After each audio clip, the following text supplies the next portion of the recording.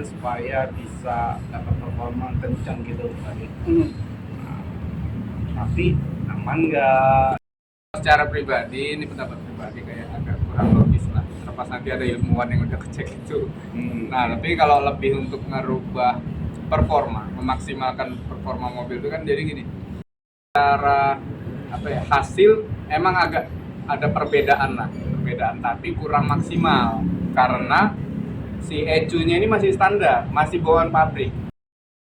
Remap itu nggak melulu tentang naikin performa buat kencang. Nah itu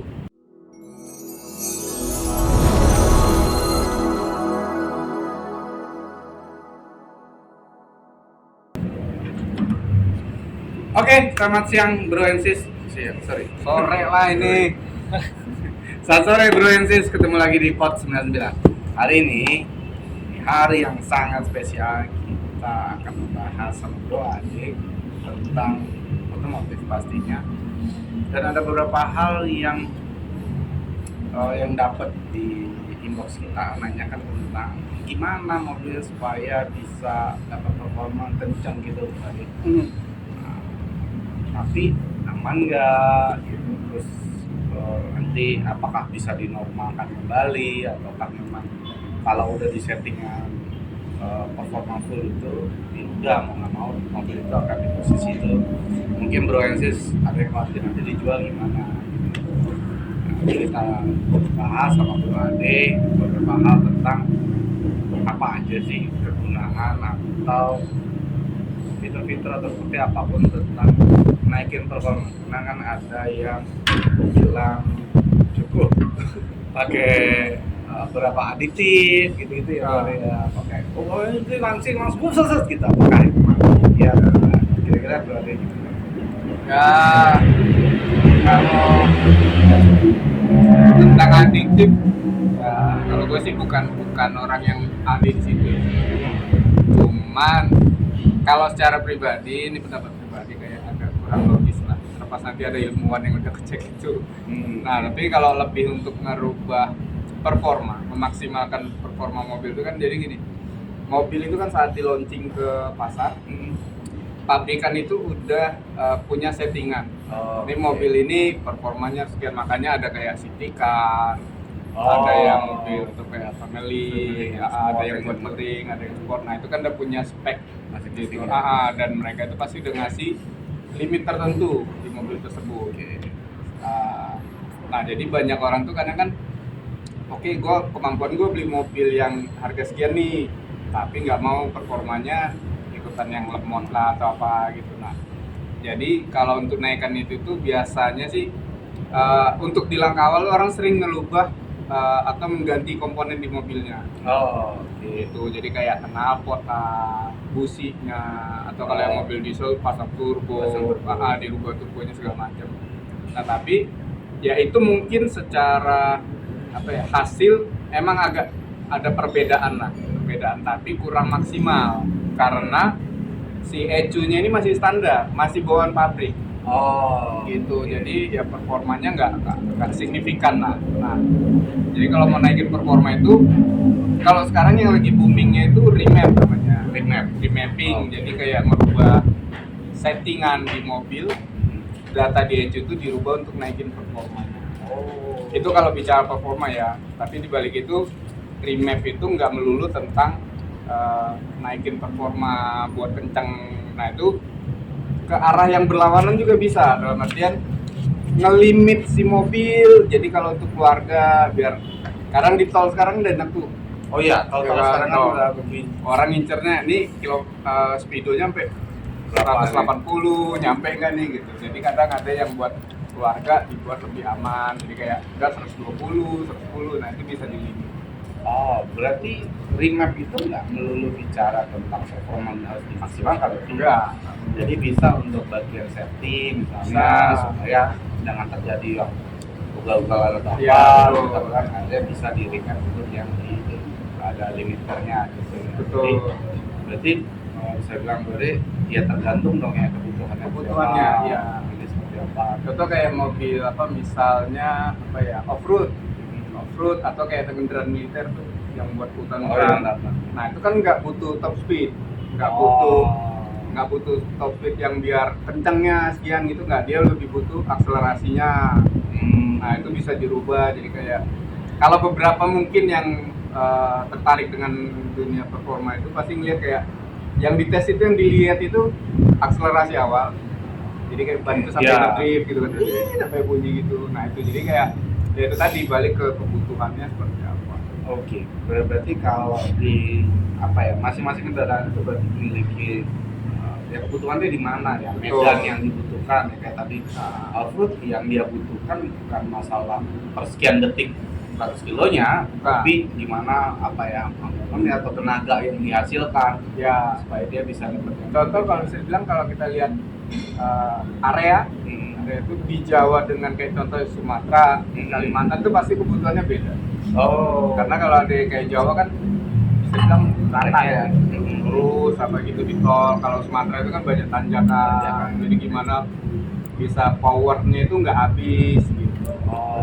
Berarti kalau bilang kayak ada power yang ngos-ngosan, Ya, nggak penanjak gitu. Itu berarti salah satunya bisa dengan solusi dilakukan remapping. Tapi dengan catatan, remap itu pun bisa maksimal ya dengan itu tadi, komponen di mobil itu pun harus ada diganti. Karena kalau masih bawaan pabrik, daya tahannya kan beda. Jadi ada tapi tetap bisa ya, maksudnya tetap di bisa. remap, dikasih performa dengan perubahan yang tidak sangat apa ya, maksudnya part-partnya nggak diganti yang ini bisa, tapi dapatnya apa kurang gitu. Ya kalau bisa dibilang, makanya kalau dunia performa itu yang saya lihat beberapa user terutama yang udah pakai alat team sport ya, itu mereka pasti nggak selalu tentang ya udah gue remap terus udah, pasti ada komponen yang kayak yang harus mendukung itu juga biar lebih maksimal, dan ke si mobilnya juga lebih awet lebih tahan. Jadi orientasinya bukan hanya sekedar remapping aja, habis itu ya udah keluar tanpa mempertimbangkan lain. Iya, pasti kalau tuner yang hebat sih pasti dia oke ini gue remap nih, tapi biar lebih aman lu kayak sininya nih. Kalau komponennya sih saya kurang apa ya, apanya diganti, tapi pasti ada yang harus ikut diganti untuk menunjang. Tapi kalau sudah di remap itu berarti bisa dikembalikan lagi? Bisa. Bisa. Tuh, Francis. Ternyata setelah di remap pun kalau mau distandarkan lagi bisa berarti ya? Bisa. Jadi kalau yang misalnya mau dijual lagi, pengen udah dibalikin ke settingan standar aja, itu bisa. Tuh Francis. Jadi bisa kendaraan itu ya tadi ya, tapi catatan dari gue tadi memang kita ke tuner atau orang-orang yang memang ngerti beneran. Jadi nggak cuma sebatas ya udah ini, tapi banyak hal yang bisa didiskusikan, kebutuhan supaya dia bisa apa ya, lebih maksimal lah. Nah, jadi walaupun mobilnya di remap, dibuat kencang atau segala macam, tapi durability-nya masih dapat. Daya tahannya masih ada. Jadi nggak sekedar aja. Nah tuh Francis, jadi kan udah kejawab ya bahwa bisa Anda pakai performa, dan Francis juga nggak usah khawatir karena bisa dikembalikan lagi. Tapi pastinya untuk nyeting di sisi ECU tadi yang Bang bilang, pastinya menggunakan alat khusus. Nah ini nanti akan kita kan alat apa sih yang perlu direferensikan, atau memang jadi tahu user-user yang pakai itu yang performanya, terus kepuasan dari pelanggan-pelanggan yang udah pakai. Ya kalau untuk alat sih ya bisa bilang ya ada banyak alat remap yang udah banyak bengkel pakai. Cuman kebetulan karena saya ini di apa ya, bisa dibilang distributor yang alat game sport dari Itali, original Itali. Nah jadi ya kita bicaranya tentang di sportnya aja lah. Kalau yang lain takutnya nanti jatuhin brand kan gak enak. Nah itu jadi kalau di sport itu apa ya bisa bilang direkomendasi lah karena sudah banyak yang pakai.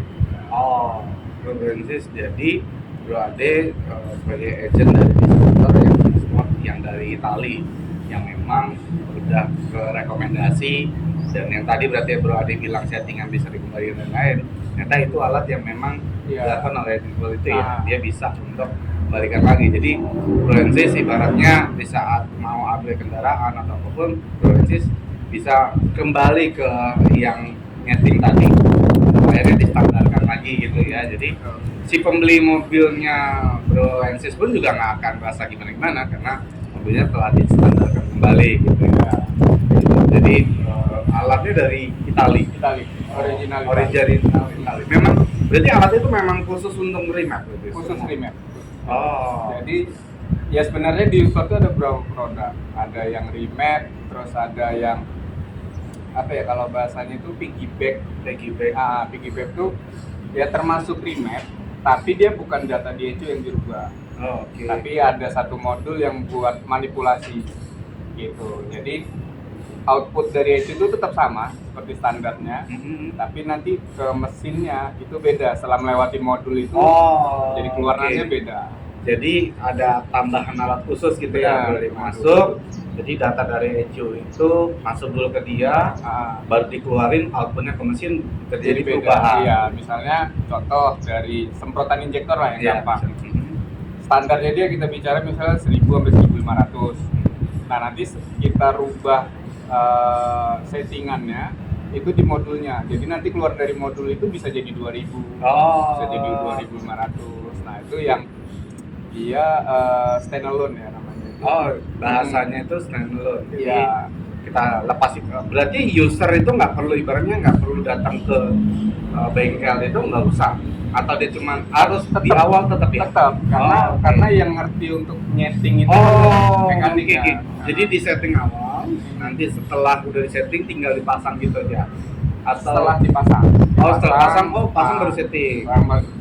Jadi, nah kalau itu dia nanti kalau misalnya modul itu kecopot, ya udah. Dia kan kendaraan itu balik ke awal. Ya, jadi Bro&Sis ternyata tetap harus dibawa ke bengkelnya gitu ya, dipasang alatnya, disetting di situ, baru bisa pakai. Tapi setelah Bro&Sis pengen, udah nih saya mau lepas, atau udah saya mau kembali ke performa biasanya dia, berarti tinggal dilepas aja gitu.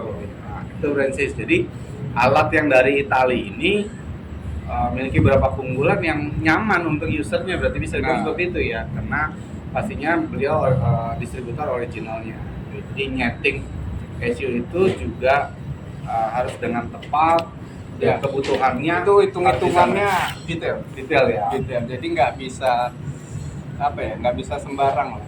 Karena ya kadang efeknya itu bisa jadi kayak justru mobil itu jadi nggak, performanya jadi nggak maksimal gitu. Jadi ya remap itu ya seni gitu. Jadi agak dibilang susah, iya butuh analisa, butuh trial and errornya gitu. Jadi untuk nyeting satu kendaraan menggunakan alat tepat, berarti juga kebutuhan sama user seperti apa, dan memang harus dilakukan beberapa tahapan prosesnya. Nggak mungkin sekali lah. Jadi pasti butuh beberapa kali setting ya. Coba ini tengahnya kurang nendang, berarti di sisi user itu pun harus tahu ya dia butuhnya kayak gimana. Betul. Ya. Jadi jangan sampai nanti di setting sama yang codingnya ternyata dia mintanya ternyata speed awal doang. Di atasnya saya nggak peduli gitu, tapi nggak disampaikan ternyata sama codingnya malah di style main atas gitu ya.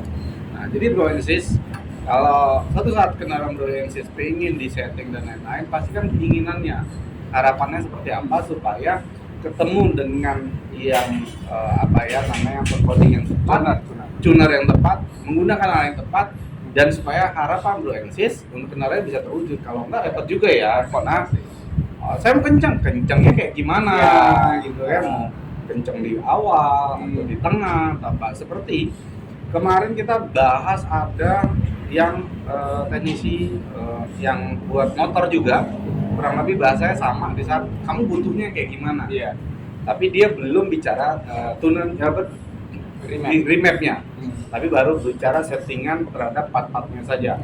Tapi dia tanyakan butuhnya seperti apa gitu. Jadi Bro&Sis harus pahami dulu apa yang dibutuhkan supaya harapan Bro&Sis dapat terwujud. Jangan nanti sekedar ikut-ikutan, pengen kenceng. Ya kencengnya kayak gimana gitu. Nanti jangan sampai terjadi persepsi yang salah, dianggap bahwa remapnya nggak berhasil nih gitu. Tapi Francis juga nggak tahu butuhnya kayak gimana gitu ya. Jadi penting banget dong berarti ya untuk menentukan yang kayak gitu. Pasti ya. Jadi kalau nge-remap, kita mau nge-remap itu ya pastiin tunernya itu memang udah pengalaman, jam terbangnya udah tinggi. Karena kadang gini, kayak kita punya kendaraan, punya motor atau mobil, pengen dibuat kenceng, ya kan, udah kenceng, pokoknya sampai limit lah. Nah itu kan imbasnya bisa ke mesin, bisa jebol, bisa overheat. Nah itu kan ya bisa bilang resiko yang harus dihadapi kalau kita selalu beranggapan pokoknya gue pengen paling kencang aja, gitu, tanpa atau mengesampingkan durabilitas atau daya tahan mesinnya. Nah gitu, jadi itu tadi harus benar-benar milih tuner yang pengalaman, yang udah ngerti ini mesin ini ya pokoknya naik sekian persen aja udah cukup, nggak harus sampai misalnya sampai di atas 50% atau apa gitu, enggak. Jadi remap harus sesuai sama kebutuhan dan semua aspek harus dinilai. Benar. Kecuali buat balap ya. Kalau buat balap kan memang beda. Iya, dia kan hari itu aja kan gitu. Habis itu motornya atau mobil pun istirahat. Nah, kalau kita pakai buat harian atas keinginan atau apapun, nah itu yang penting untuk disampaikan supaya bisa di remap dengan tepat. Terus juga bukan sekedar asal remap ini ya, Francis, bukan sekedar asal remap. Karena ketahanan kendaraan itu kalau si tuner yang bagus akan tetap memberikan inputan supaya juga nyaman dalam kendaraan. Karena kadang contoh kayak dua mobil dengan tipe yang sama, tahun yang sama, pokoknya sama persis lah, plug gitu. Di remap yang satu bisa bisa maksimal, yang satu belum tentu. Jadi kadang faktor X-nya ya banyak juga. Jadi kadang kan contoh mapnya kita naikin misalnya 10% di satu mobil lagi kita naikin 10%, itu belum tentu hasilnya bakal sama. Itu karena banyak faktor kayak ya misalnya dari olinya yang ngerawat mobilnya, perawatannya rutin apa enggak gitu, itu sangat-sangat mempengaruhi.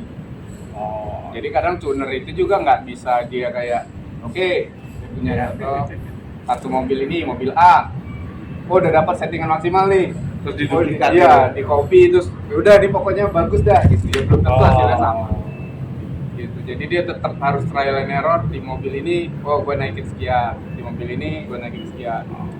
Iya berarti catatan yang ketiga bahwa tuner yang baik dan tuner yang memang berpengalaman, dia tidak bicara cuma sebatas duplikat, copy paste biasa. Bukan sebatas copy paste saja, tapi benar-benar kendaraan Bro Ensis akan dianalisa, keinginan Bro Ensis akan dianalisa, maka itulah yang diterapkan. Karena bisa dibilang kalau saya ngomong gampangnya, mobilnya jadi custom, gitu ya. Jadi misalnya Bro Ade pengennya kayak gini, ya saya pengen gini, walaupun mobil saya sama Bro Ade sama, ya kan. Tapi tadi catatan Bro Ade, metode perawatan dan lain-lain itu akan mempengaruhi dalam keputusan analisa. Jadi sekali lagi nih Francis, jangan sampai salah gitu kan, supaya dapat melakukan remap dengan tepat pasti. Benar. Jadi keinginannya itu beberapa poin yang harus dipahamin Francis. Jadi nggak sekedar makanya sebelum mau masuk ke remap, naikin performa mobilnya, ini mobil gue lemot apa segala macam, pastiin dulu itu perawatannya normal apa bagus apa enggak.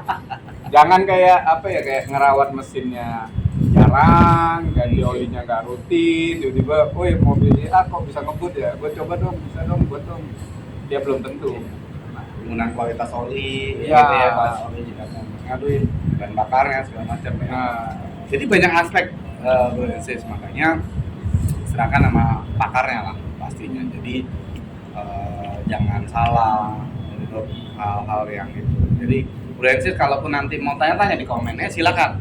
Nanti dari kami akan rekomendasi bengkel-bengkel mana yang memang memiliki spek untuk remap atau yang remapping tadi yang memang bisa menjawab kebutuhan Bro Ensis. Tapi sekali lagi ya, dibutuhkan keterbukaan dan keinginan Groensis, tapi juga mobil Groensis akan dianalisa dulu ya. Nah, yang benar sih seperti itu.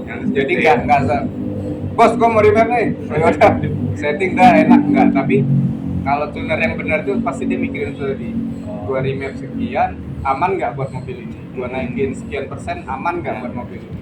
Terus karakter yang bawahnya gimana? Benar. Ya, kadang kan ada orang yang udah remap udah main asal bejek aja apa segala macam. Ternyata dia belum bisa ngendaliin dengan baik. Ya, sering sih gitu. Kayak dulu tuh ada justru ya dia tuner, punya bengkel, pembalap juga, nyeting buat motornya ya liar lah bisa dibilang. Jadi pas main di Sentul, pas buka gas gitu langsung sliding. Iya, karena terlalu liar motornya dia settingan dia sendiri sih.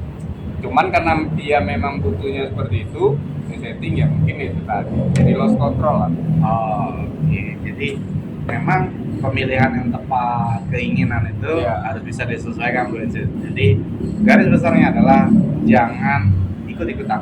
Ya, Gitu ya. Jadi Groensis di saat nanti mobilnya sudah di remap, mulailah kenalin, mulailah adaptasi. ikut-ikutan sih boleh, yang penting tahu Tahu apa ini ya. Boleh ikut kan? Setuju juga sih, boleh ngikut tapi nggak sekedar ikut-ikutan Iya, aja. tapi tahu kebutuhannya seperti apa. Mobil atau kendaraan itu mau dibuat apa? Karena sekarang itu kan udah bukan hanya mobil pribadi, motor, Oh truk iya, iya. sekarang Truk ya. Itu Truk juga bisa. lagi fenomenal loh, Groensis. Lagi Benar rame. yang tadi Bro bilang, di daerah Kalimantan atau truk-truk di sana itu mereka lagi banyak yang melakukan remap. Betul. Karena ternyata dengan di remap torsi mereka tuh lebih nih. Memang speednya Ya, pasti itu dikorbanin. tapi untuk dia tanjakan bawa beban malah lebih high. Ya. Jadi yang tadi bilang Radit bahwa remap itu tergantung atas kebutuhannya di mana dia akan mengejar apa yang harus di-upgrade-nya gitu ya Bro. Betul. Jadi dia bayang dong Groensis mobil truk dan disuruh kenceng ya nggak bisa pastinya. Bukan Jadi itu incerannya. incerannya adalah dia torsi dan tenaganya yang Ya. memang dibuat lebih strong. Jadi remap itu memang ya tadi ya tergantung kebutuhan, apa remap yang tepat. Ya, kalau dulu kan orang atau sekarang pun masih banyak yang pakai apa namanya ecu balap, ecu aftermarket lah.